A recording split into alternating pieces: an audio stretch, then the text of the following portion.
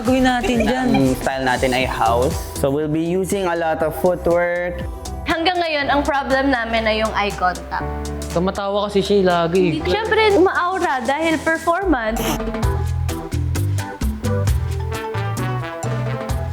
Something that we have in common, nag-train kami sa Korea. Natutunan ko maging independent kasi in Korea, hindi ko kasama yung parents ko. Siguro na-apply ko na maging independent rin dito sa Stars on the Floor. 한국말 할 줄 알아? 조금? 조금만. 이해할 수 있어? 네. 내 말 지금? Ano sinabi ko? Naiintindihan ko ba daw siya?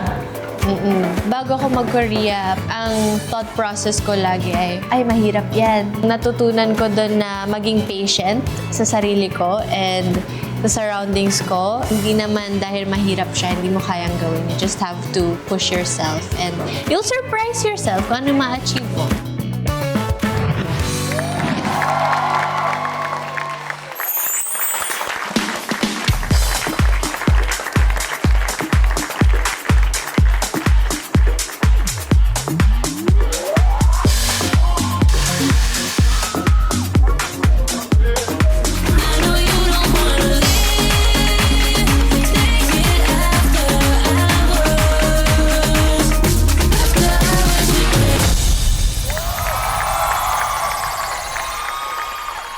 Shanti with Horizon, Jeremy with the props hula hoop. At syempre, that choreography will not be possible without the guidance of Coach Du. Thank you so much, Coach. Thank you, Coach.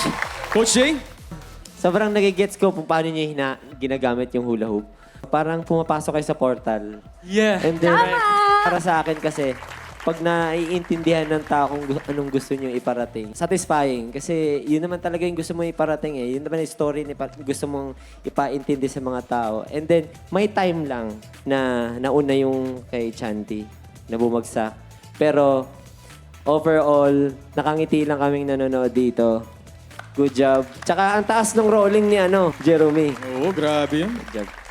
Thank you, Coach. Ray, Thank you po. Thank you po. Hindi madali ang house kasi kailangan ng conditioning. medyo cardio. Yes, and sobrang kailangan light kang tingnan. Which is kanina, nagawa nilang dalawa. Tapos may hula hoop pa. So, masyadong siya for me, masyadong mind-blowing na ang dami kong natututunan sa inyong dalawa. So ngayon, pag sinabing, anong alam mo sa house, sabihin ko, ang ganda nung ginawa ni Jeremy tsaka ni Shanti sa house. Thank you po. Thank you po. Thank you, Ray. Hindi birong mag-props ng hula hoop, ah. Ako nga hindi ko Pakahirap- kaya gumanon mahirap eh. yan. Diba? Kaya, nung pinapanood ko silang dalawa, hindi ko makita yung hirap. Mas nandun ako sa, nag-e-enjoy ako, nakinikilig ako sa kanilang dalawa. Very good. Ako na-entertain ako at yun ang mahalaga sa akin. Masaya ako habang pinapanood ko kayo. Thank you so much po. Thank you, Yan. Thank you sa ating Dance Authority, to Jeremy and Shanti. Good job.